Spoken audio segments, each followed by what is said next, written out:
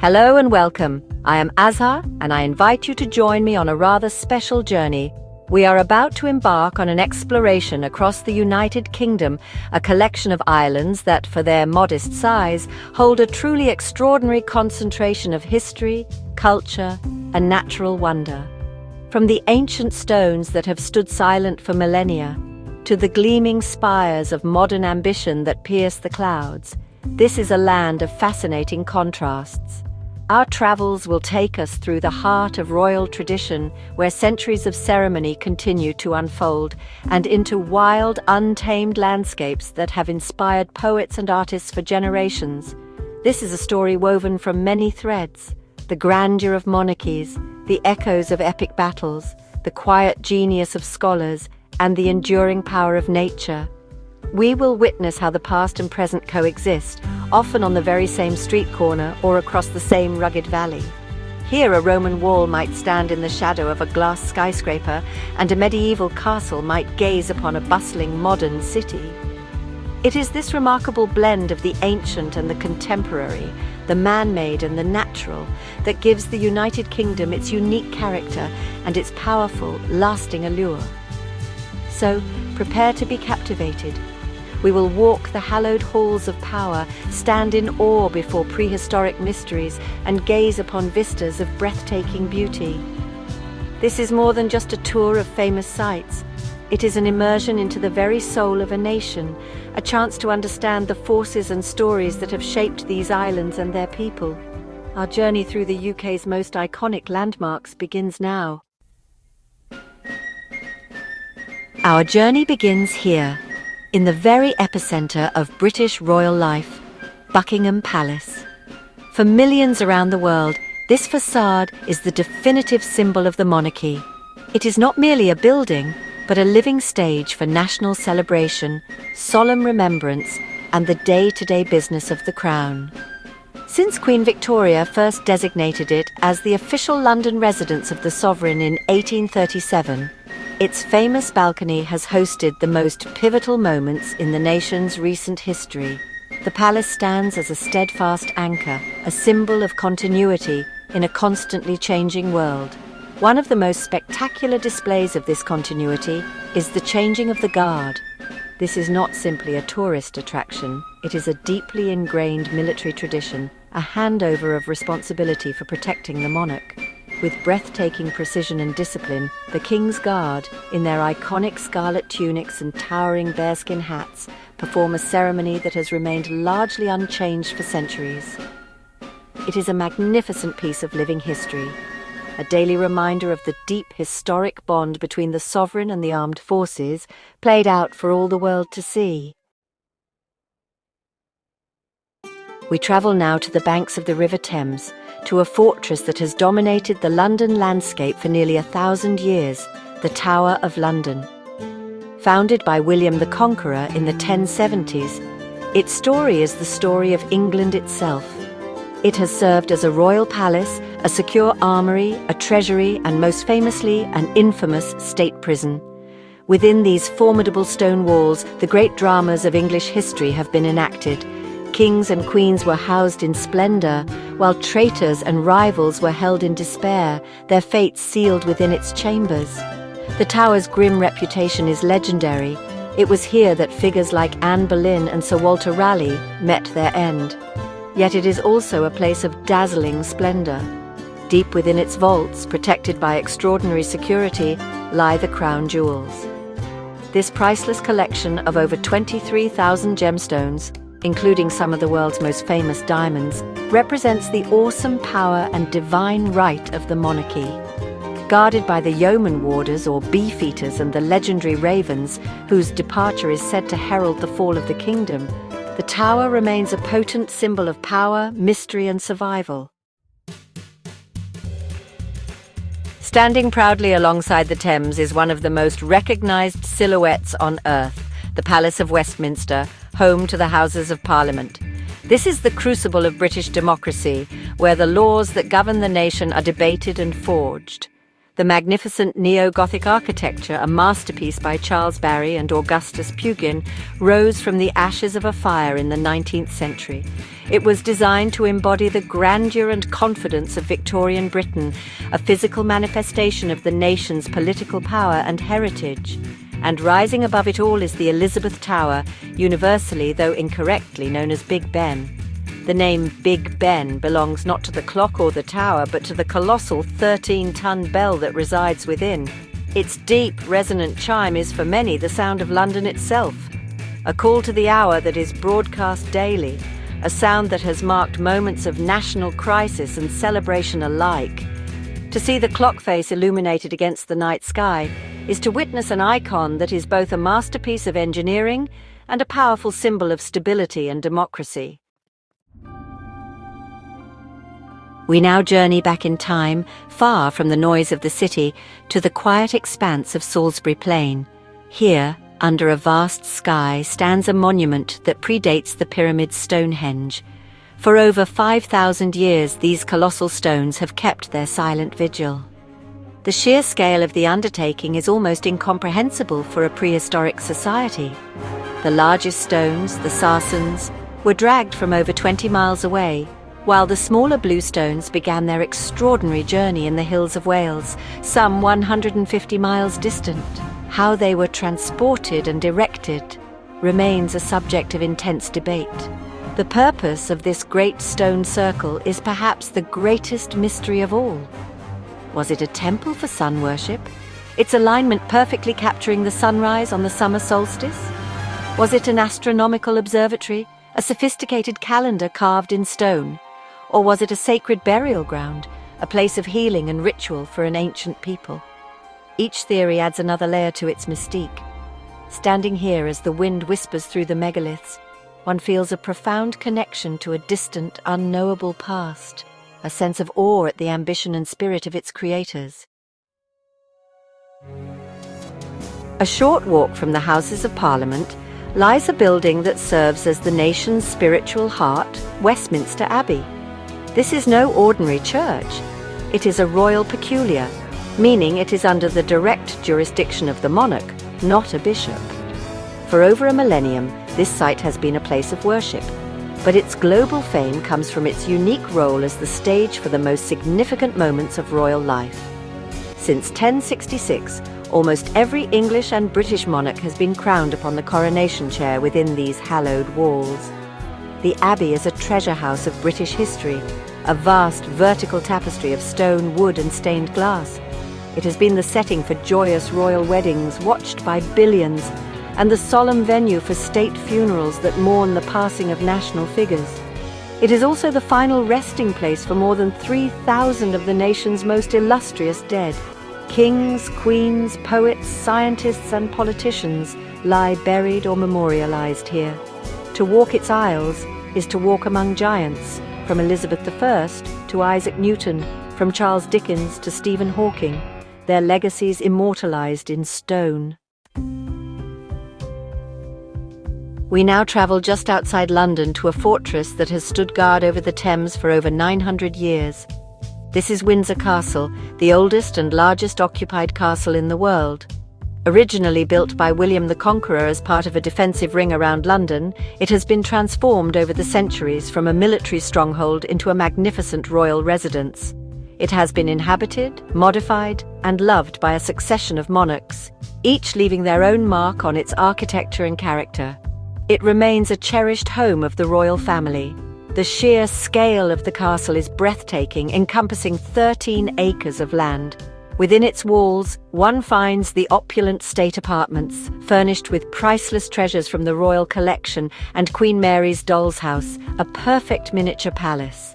But perhaps its most significant feature is St. George's Chapel. A masterpiece of Gothic architecture, it is the spiritual home of the Order of the Garter, the most senior order of chivalry in Britain. It is also a royal mausoleum, the final resting place of 10 sovereigns, including Henry VIII and Queen Elizabeth II, making it a site of immense historical and personal significance to the Crown. We journey north now to Scotland's capital, where a dormant volcano is crowned by one of the most dramatic fortresses in Europe, Edinburgh Castle. Perched atop Castle Rock, it dominates the city's skyline, a formidable symbol of Scottish identity and resilience.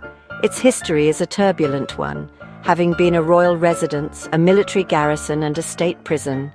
It has been besieged, captured, and retaken more times than any other castle in Britain, its very stones seeming to echo with the sounds of battle and the whispers of intrigue. To ascend the Royal Mile and enter its gates is to step into the heart of Scottish history. Here you can witness the firing of the 1 o'clock gun, a tradition that has marked time for sailors in the Firth of Forth since 1861. Deep within the castle's crown room are the honours of Scotland, the Scottish crown jewels. Older than their English counterparts, these magnificent symbols of Scottish nationhood have their own incredible story of survival, having been hidden away for over a century before being rediscovered. The castle is not a relic, it is the proud guardian of a nation's story. From the ancient and medieval, we now turn to the modern. Soaring gracefully over the River Thames, directly opposite the Houses of Parliament, is the London Eye. When it was erected to mark the turn of the millennium, it was a bold statement of contemporary design and engineering. Initially intended to be a temporary structure, it was so immediately and overwhelmingly popular that it has become a permanent and beloved fixture of the London skyline. It represents a new kind of landmark, one not of ancient power, but of public access and shared experience. It functions as a gigantic cantilevered observation wheel, lifting its passengers 135 metres into the sky in one of its 32 glass pods, one for each of London's boroughs. The slow, gentle rotation provides an ever-changing panoramic perspective of the city. On a clear day, the view can stretch for 25 miles in every direction, allowing one to trace the path of the Thames, spot historic landmarks, and appreciate the sheer scale and complexity of this sprawling metropolis. It offers a god's-eye view, connecting the city's past, present, and future in a single breathtaking sweep. Dominating the skyline south of the river is a structure that has redefined London's profile in the 21st century, the Shard. This colossal spire of glass, designed by architect Renzo Piano, rises to a height of nearly 310 metres, making it the tallest building in the United Kingdom. Its design, inspired by the railway lines that run beside it and the church spires of Old London, is intended to be a vertical city, a single building containing a multitude of functions. It is a powerful symbol of London's status as a global financial and cultural hub. Within its gleaming facade, the Shard houses prestigious offices, world-class restaurants, a luxury hotel, and private residences. But for the public, its main draw is the view from the Shard. From its observation decks on the 68th, 69th, and 72nd floors, it offers an unparalleled 360-degree view of the city, at almost twice the height of any other viewing platform in London. From this vantage point, the city unfolds below like a vast, intricate map. It is a testament to modern ambition, a needle of glass pointing towards the future. Spanning the River Thames and linking two iconic landmarks, St Paul's Cathedral on the north bank and the Tate Modern Art Gallery on the south, is the Millennium Bridge. This sleek steel suspension bridge is for pedestrians only, a deliberate design choice to create a unique urban space. Conceived to celebrate the new millennium, it is a triumph of minimalist engineering, a blade of light stretching across the water. Its opening was famously troubled, with an unexpected swaying motion, earning it the nickname the Wobbly Bridge.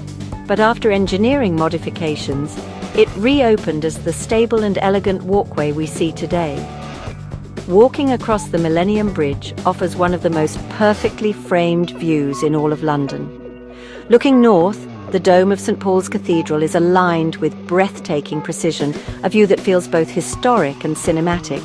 The bridge itself has become a cultural landmark, featured in films and photographs, a symbol of the connection between London's historic heart and its contemporary cultural scene. It is more than just a way to cross the river. It is a destination in its own right, a place to pause and admire the city's timeless beauty. We now leave the cities behind and venture into one of England's most cherished natural landscapes, the Lake District National Park. This is a land of sublime beauty, a rugged tapestry of soaring mountains, known here as fells, and deep glacial lakes, or meres.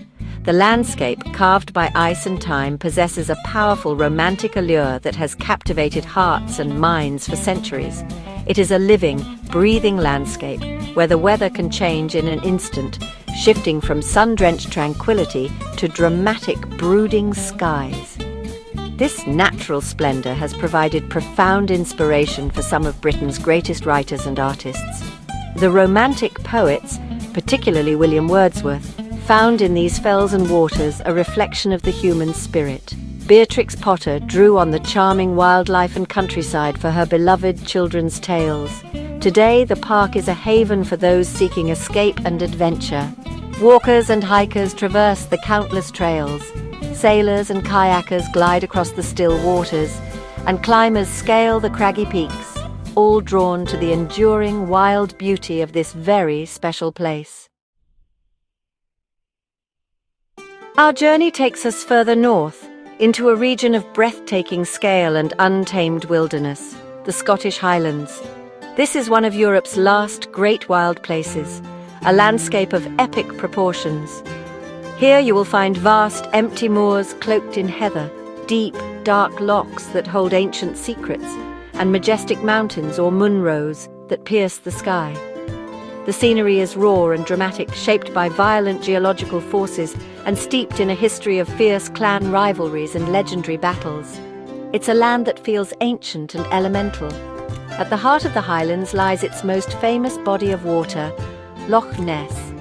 This immense, deep loch, part of the Great Glen, is renowned the world over for the legend of its elusive monster, Nessie.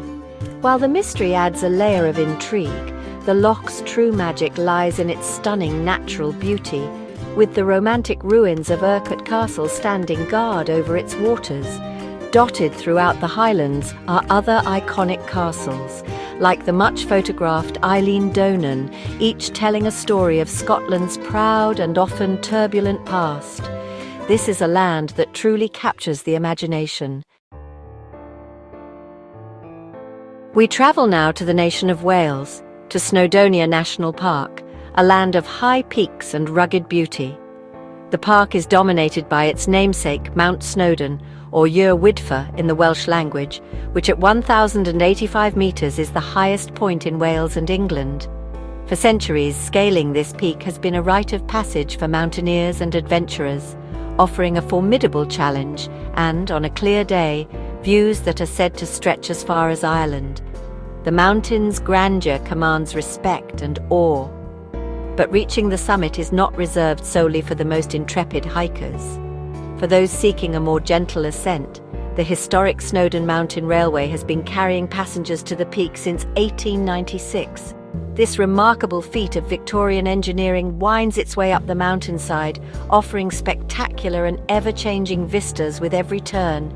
The park itself is a diverse landscape of not just mountains, but also serene lakes, ancient oak woodlands, and a dramatic coastline, making it a sanctuary for wildlife and a paradise for anyone with a love for the great outdoors. We cross the Irish Sea to the coast of County Antrim in Northern Ireland to witness a truly extraordinary natural phenomenon, the Giant's Causeway. Here, some 40,000 interlocking basalt columns descend from the cliffs and disappear into the sea. These near-perfect hexagonal pillars, packed together like a vast honeycomb, look so precise and deliberate that it is hard to believe they were not carved by hand. They form a pavement that seems to lead out into the ocean, a pathway to another world. Science tells us this remarkable landscape was formed by intense volcanic activity some 60 million years ago, as molten basalt cooled and contracted, fracturing into these incredible geometric shapes. But legend offers a more romantic explanation. The story tells of the Irish giant Finn McCool, who built the causeway to cross the sea and fight his Scottish rival Benandonna. Whether you are drawn by the geology or the mythology, to walk upon these ancient stones with the wild Atlantic waves crashing against them is an unforgettable and otherworldly experience. Returning to London, we enter a temple not of worship, but of human history, the British Museum. Established in 1753, it was the first national public museum in the world, and its founding principle that the collection should be accessible to all studious and curious persons remains in place today, with entry being free. Its vast collection, numbering some 8 million objects, tells the story of human culture from its very beginnings to the present day. To step inside is to embark on a journey across continents and through millennia. The sheer scope is staggering. Here, under the magnificent glass canopy of the Great Court, you can stand before the Rosetta Stone, the key that unlocked the secrets of Egyptian hieroglyphs. You can gaze upon the intricate sculptures of the Parthenon, marvel at the Sutton Hoo ship burial treasures from Anglo-Saxon England, and explore artifacts from every corner of the ancient and modern world. It is a library of things, a testament to human creativity, ingenuity, conflict, and culture, gathered together for the world to see and study. We journey now to a city whose name is, well, pretty much synonymous with academic excellence, Oxford. Home to the oldest university in the English-speaking world, teaching has occurred here in some form since at least the year 1096. The university itself isn't a single campus, but is actually made up of 39 constituent colleges, each with its own character, history, and traditions scattered throughout the city. The result is a place where town and gown are inextricably linked, where ancient college walls line modern shopping streets. The city's skyline, famously described by the poet Matthew Arnold as the city of dreaming spires, is an architectural marvel. To wander its cobbled lanes is to pass through centuries of history, from the Saxon Tower of St. Michael at the North Gate to the magnificent Radcliffe Camera, that stunning circular library which has become a symbol of the city. Oxford has nurtured prime ministers, poets, scientists, and thinkers who have shaped our world. It is a place where, honestly, the weight of history and the pursuit of knowledge can be felt in the very air you breathe. We travel east to Oxford's great academic rival, another of the world's most prestigious universities, Cambridge. Situated on the banks of the River Cam, the city and university share a similarly rich history and an astonishing architectural heritage. Founded in 1209 by scholars leaving Oxford, Cambridge has forged its own distinct identity, becoming a global powerhouse in the sciences and technology while still maintaining its deep-rooted traditions. The atmosphere here is one of intense intellectual energy set against a backdrop of serene beauty. The colleges of Cambridge line the river in a spectacular display known as the Backs. This view, with manicured lawns stretching down to the water's edge, shaded by weeping willows and punctuated by architectural masterpieces like King's College Chapel, is truly one of the most idyllic scenes in England. A quintessential Cambridge experience is punting. Gliding along the River Cam in a flat-bottomed boat propelled by a long pole. It offers a unique and tranquil perspective on the magnificent college buildings, a peaceful journey through a world dedicated to learning. Our final destination brings us back to the heart of London, to Trafalgar Square and the magnificent portico of the National Gallery. Founded in 1824, its purpose was to provide a collection of great art that was accessible to everyone, regardless of wealth or class. That noble mission continues today, offering free admission to a collection that is, honestly, among the finest in the world. It stands as a testament to the belief that art is a vital part of the national heritage and should be a source of inspiration for all. Inside its grand halls, visitors can trace the entire history of Western European painting, from the medieval period to the early 20th century. Here you can stand just inches away from masterpieces you may have only ever seen in books.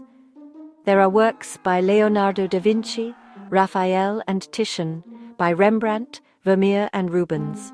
You can see Turner's dramatic seascapes, Constable's idyllic English countryside, and Van Gogh's vibrant sunflowers. It is a truly breathtaking journey through the minds of geniuses, a celebration of human creativity at its most profound. Our journey through the United Kingdom has shown us a land of incredible diversity and depth. We have stood in the presence of royal power, felt the chill of ancient prisons, and marveled at the soaring ambition of modern architecture. We have walked in the footsteps of prehistoric peoples, whose motives remain shrouded in mystery, and traced the paths of poets and scholars in landscapes that fueled their genius. From the wild, untamed beauty of the highlands and the fells, to the vibrant, beating hearts of its great cities, the UK presents a story at every turn. This is a place where history is not confined to museums, but is etched into the very landscape and lived out in daily ceremony. Royal tradition provides a golden thread of continuity, while innovation constantly reshapes the skyline and pushes the boundaries of what is possible. Natural beauty offers solace and inspiration, while centuries of art and learning remind us of the enduring power of human creativity. It is this constant interplay between the old and the new, the natural and the man-made, that makes the United Kingdom such a compelling destination. The landmarks we have seen are merely a starting point. They are gateways to a deeper understanding of a complex and fascinating nation.